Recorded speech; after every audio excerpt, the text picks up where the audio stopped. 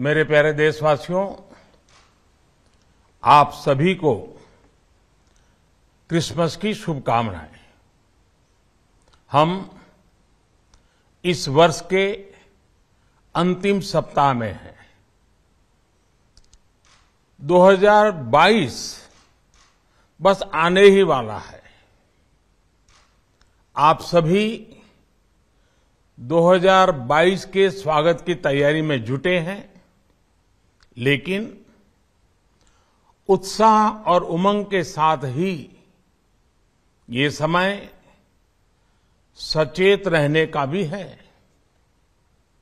आज दुनिया के कई देशों में कोरोना के नए वेरिएंट ओमिक्रॉन की वजह से संक्रमण बढ़ रहा है। भारत में भी कई लोगों के ओमिक्रॉन से संक्रमित होने का पता चला है। मैं आप सभी से आग्रह करूंगा कि पैनिक न करें। हां, सावधान रहें, सतर्क रहें,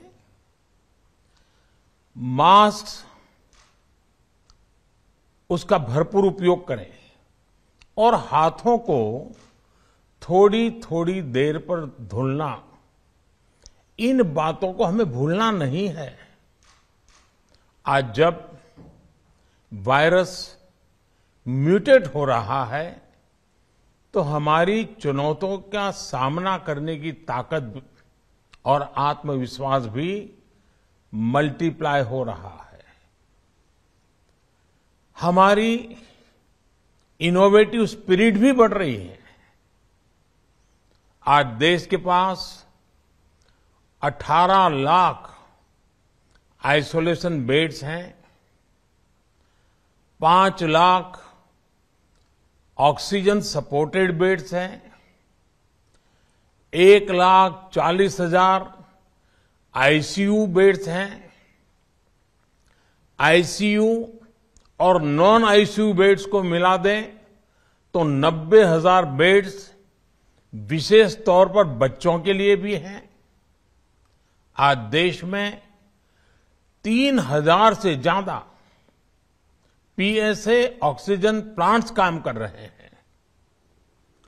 4 लाख ऑक्सीजन सिलेंडर्स देश भर में दिए गए हैं।